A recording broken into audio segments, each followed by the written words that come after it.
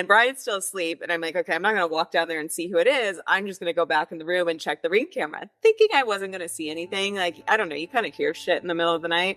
And then I open up the Ring camera and I'm like, holy shit, Brian, look.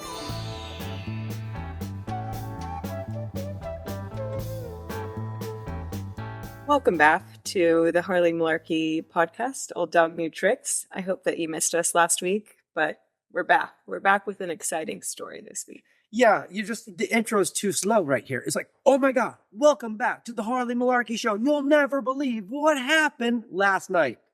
Yeah, that's your job. Okay, I'm the hype man. I'm the chill. Okay, girl. We have the subject of all subjects right here, right now. Last night, we made spring rolls. We had so much fun. We watched that thing called a debate last night, which was just like, should we move out of the country? You know, like, what are the options here? And then we took a bath. We went to bed. My God, we took a bath. We watched a really bad new show. Name with Mitch. Cuddled. We loved. Everything. It was a perfect night. Yeah. It was one of the first nights we'd had in the house without kids, without anyone forever. For months, yeah. Months. The best night ever. Fall asleep. And then at 2:45 in the morning, I'm a pretty light sleeper. We have our sound machine on. I have a sound machine, eye mask, earplugs, all the things to get me to sleep. But I am still a light sleeper. So I heard the dog barking at 2:45 in the morning. And the dog has a name, Scout. She's a big player in this story. Scout. Yeah, Scout is a big player. Aggressively barking. And I was like, it's probably a skunk or a squirrel. She's a skunk killer. Yeah. She's got several body counts on skunks. And squirrels. So I didn't think much of it. And I start walking out the bedroom door to go yell at her and tell her to shut the fuck up. And I hear a man's voice. And I'm like, oh shit. And Brian's still asleep. And I'm like, okay, I'm not going to walk down there and see who it is. I'm just going to go back in the room and check the Ring camera, thinking I wasn't going to see anything. Like, I don't know, you kind of hear shit in the middle of the night.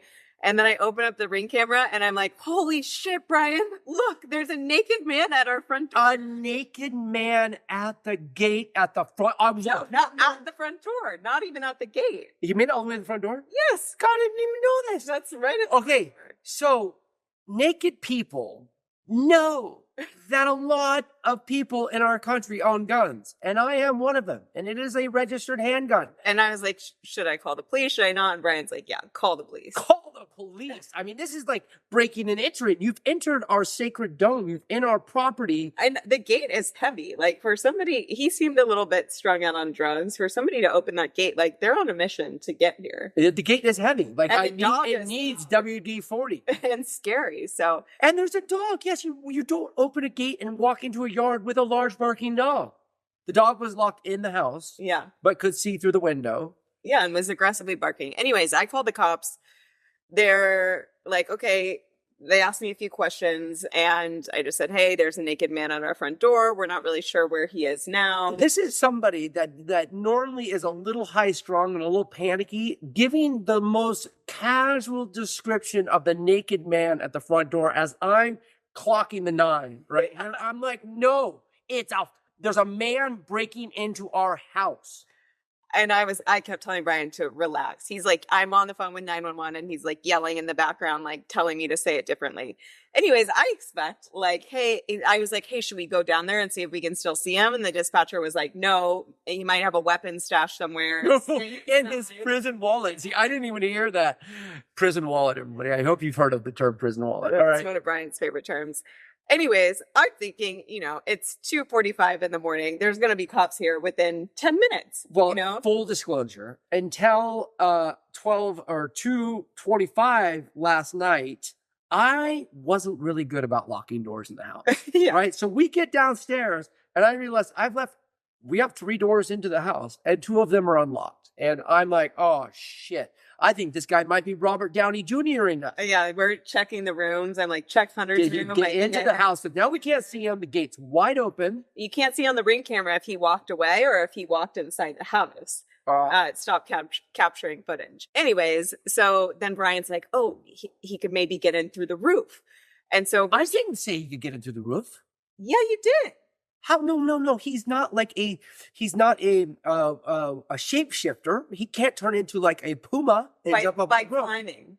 No, I was saying I can go on the roof and I will be safe unless he's a vampire and he can jump up and get me. Oh, Brian now is patrolling the house from the roof. It's 3:15 in the morning. So visualize Mr. and Mrs. Smith. So I've had this fashion of Brad Pitt's for quite a while now, about a year now. White oversized boxers, big white t-shirt. That's what I sleep in. And if you remember Mr. and Mrs. Smith, that's the outfit he wore when he's packing a gun and they're having that fight in the house. Yeah. So I look exactly like Brad Pitt. Let's just be honest. I didn't look like Angelina Jolie, if we're being honest. I was wearing some Target PJs, just like, can we fucking relax? Yeah. And this is somebody who is always panicky, now wants to be the relaxed one when I actually have something going on here. So we secure the downstairs, check all the kids' rooms, make sure it's okay. The dog has no value to us at this point. Zero value.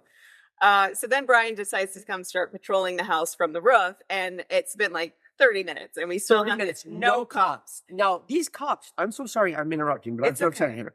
These cops are the ones that chase little kids on e-bikes who do wheelies down the street with helicopters. Yeah, right? with, They're like- overreacting to everything. But now I have a person in our domain, right, at the middle of the night, and nobody's available. Yeah. And I was like, well, do you want me to call again? I'm kind of like, I don't think this guy's going to harm us. I think we could just go back to bed. I have an early morning meeting. And he's like, are you fucking kidding me? He's like, call them back. And so I call them back and I'm just like, hey, just wondering when someone's going to be out here. Again, me getting pissed off at her, just like, oh, yeah, okay, how's it going? What's going on? I'm like, shut the fuck up. This is an emergency. This is a 911. We're not calling the slow line. And she was like, okay, we'll send someone as soon as we can. In the meantime, he shows up again. I'm on the roof. Yeah. I'm on the roof now. I left the gun in the house because I do know that I probably can't shoot somebody on the exterior of my house. I can shoot them on the interior of my house if I feel really threatened. So I'm out on the roof, sitting on the roof, and I'm like, well, he's gone. And then here comes big guy again. Here he comes, naked. And when I say big, and I know we are Body positive. penis positivity Penis here. positive. But man, I felt really positive about myself at this point. Okay. Big guy comes cruising around and walks right back in the gate again. And I'm like, what the are you doing here? Yeah. And then you were like, get out of my house. Get out And of then, my house. And then he walks and we're like, what's going on, man? Where have you been? He's like, oh, I was just swimming. We're like, swimming in the ocean at He said he 2:45 went swimming in the ocean. And now he wasn't drunk because there wasn't like slurs or balance problems, but definitely high. on Yes, something. very, very out of it. So we ended up throwing him a towel. It was actually a very nice towel. Brian was pissed at me for the one that I grabbed. He said he doesn't live here. He walked here. He went swimming, swam out, came in differently where he left his clothes, doesn't have his clothes. Since I already saw him on the Ring app, he figured he'd come back here. And yeah, Danielle finds the nicest towel in the house. White, fluffy, laundered towel. And he hated the towel. He was like, do you have something else? He like didn't want to put it on. He didn't want to fuck. You gave the best towel in the house. And he was like, what else you got? Yeah. And I'm like, oh, beggars can't be choosers. Yeah. I've heard that before. So he has towel. But I'm like whispering to Danielle. Now Danielle's out on the roof being a vigilante and being a tough person. And I'm like, we're going to give him clothes slowly so that he's still here when the police get here at now 45 minutes later. Yeah. And so I have this t-shirt that I bought at a store down in OB, Ocean Beach, our little neighborhood, our dirty little neighborhood here. And it's called OB Low Life, like a haha Miller High Life, OB Low Life. And I look at that shirt and I'm like, I'm going to brand him on the way out of here. So I give him the shirt, Yeah. not a thank you, not a F you, nothing, just walks away. Yeah. And then Brian's like freaking out. He's like, I don't know. Should I have gone down there with my gun and like trapped him in the sauna until the police got here? Or like, I wanted to do the zip tie handcuffs. I had all kinds of ideas. I was just like, fucking relax, bro. I'm like, this isn't the first naked guy that's tried to walk into my That's what triggered me. I said, what did you fucking just say to me? Now the story gets weirder. All right. Danielle has a history of naked people sneaking into her house. I said, this is what happens when you live by the beach. This is especially what happens when you live by OB. I was like, the first time this happened to me, I was about 7 years old. I was sleeping in my room with my dog, and all of a sudden, Newport Beach.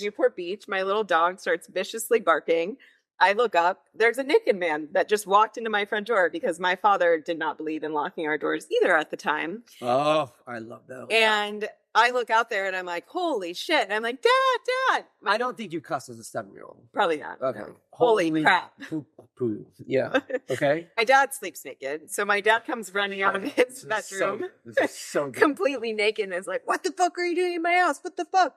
Grabs the guy by his shoulders, the naked guy, throws him out of the house, then quickly goes and puts on some clothes himself. You led me to believe this was more like Greco-Roman style wrestling. I thought you said Hal wrestled him, but No. he pushed him out the house. Yeah, he grabbed him and pushed him. I was thinking some crazy visuals, and yeah.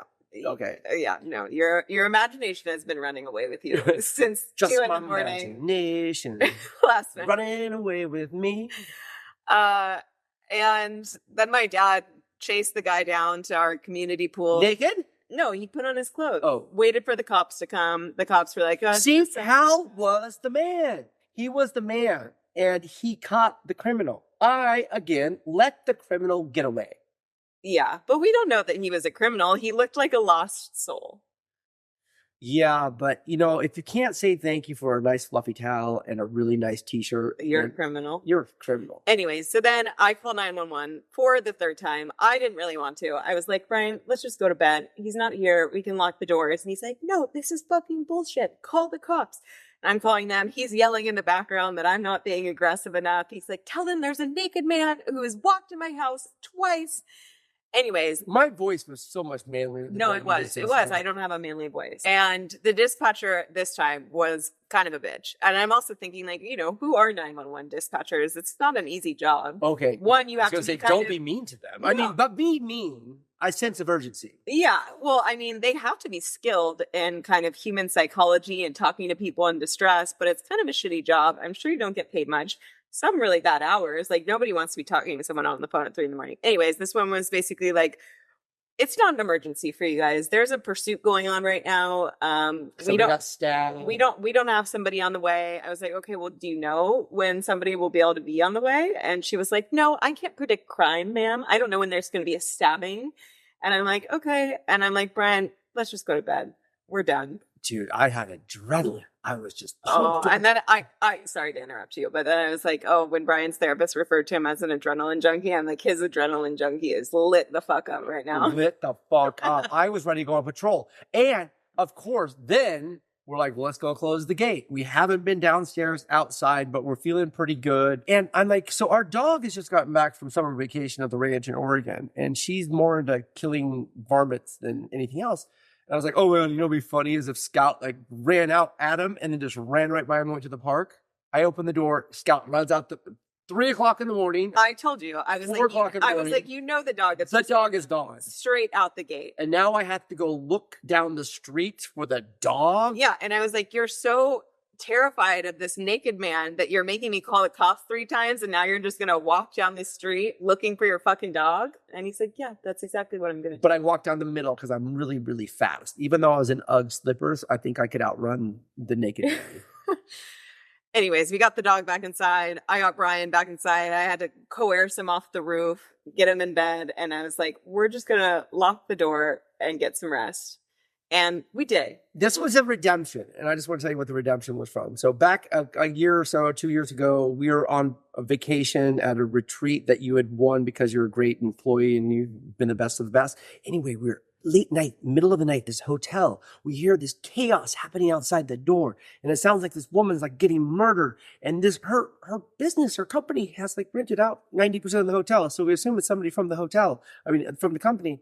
And I can hear, and I'm going, I got to go out there and save this lady. Let me just add a little more context to it. So the trip, we were in Cabo, we were in Mexico, but we were on the East Cape of Cabo, which is a super remote area. All of this is irrelevant. No, it's not irrelevant. It's a super remote area of Cabo. So it's not like that there's drunk people coming home from the bars. The closest bar is a 30-minute drive unless you're on the resort. And I had taken a little wheat gummy before bed to help me sleep. And so when I got woken up by this, I was high, and I would say definitely paranoid. But I'm we're in fucking Mexico. This girl's screaming like somebody's killing her. Yes, this is scary. We should help her. let me call the front desk and have them send. And I was like, no, I need to break this up. And she's like, no, what if it's like the cartel or something else? Yeah, I was like, and you're going to get killed. And I was like, I yelled, and I've been upset with this for like a year and a half. You stepped on Superman's cape. You wouldn't let me out the door to go I did. I asked, I was like, so, okay, let's say I let you out this door or you walk out this door. What's your plan? Just to scare the guy and let him know that he's been recognized. Yeah, and Brian has no weapons and a bad shoulder. Guns. And so I'm like, just fucking let me call security. If they don't do anything and this is still going on, we'll go check on what it is. But they can go deal with this. So I call them. They go out there. Immediately within 5 minutes, I call back and they're like, it was a domestic dispute. We offered the woman her own separate room and she declined it. And then we never heard anything again. So just fast forward to now. We handled this so much better. You were very hesitant to let me go on the roof and confront the person or look for the person. But then I was hesitant because I was like, we have the cop showing up soon. There's been a lot of shit with cops and guns. I'm like, Brian didn't have his gun on the roof outside. But I was like, I don't want you sitting on the roof and the cops coming here and thinking you're in half of my ass. Yeah, I'm like, this is just all unnecessary. Yeah, well, you just handled this one so much better than the Cabo one. So you let Superman fly a little. I just like to say thank you for getting off my cape and letting me be the superhero that I am in my mind. You're so welcome. And I just wanted to finish a little part of the story of Cabo. The next morning, he's still pissed at me that I wouldn't let him go out there and, beat this guy who's hurting this woman. We're walking on the beach. He grabs a rock with his right hand to skip across the ocean, throws it, crumbles down into a ball in pain because his shoulders are fucked up. This has no value to anything. Yeah, okay? It does. So I'm just curious. What the value is here is how many people have naked people knocking on their door. It happened at your house when you were a kid. Yeah. It happened here last night. There's hundreds of houses around here that don't have gates on the front yard, and yet this person decided to open our gate. I have a life-size bull in my front yard. That might be what attracted him. Oh, shit. Yeah. I was hoping that would scare them. My dad's theory was when this happened, we still had our Christmas lights up. I think both times that it happened. And he's like, the drunk high people were attracted to our lights. They're like flies. They're like flies. Oh, Jesus. You guys lock your doors. I guess it's worth locking the door. Locking your doors. Yeah. This little country kid. Oh, so then the cops did show up this morning, 7:30. Of course, they woke us up because we didn't get to sleep all night last night, and they woke us up on their terms now. And I was like, guys, sorry, couldn't make it last night. It was pretty stressful. Here's a picture. And they laughed, this, and this. And I said, hey, I was raised in the country. And if a naked man comes a knocking and walks into my house, am I allowed to put a cap in him? And they're like, oh, no, not really. You should really try to lock your family and yourself in a room. We would have shown up had he been in your house faster. Yeah. I can't predict crime, but that's pretty nice that they can leave the scene of a whatever crime become my crime if there's another crime. Balancing the police playbook would be very hard. Yeah. But he said, not unless you're really in dire, scary situations can I put a cap in his ass. Yeah. That's what I told you too. I was like, easy there, country boy. And out here at the beach, we don't fucking shoot people for walking around naked. Well, as the great Hank Williams Jr. used to say, a country boy can't survive. And we did. Follow us on iTunes or Spotify or YouTube. Leave us a rating and review. We love it. Send us any questions. Yeah, I dare you to.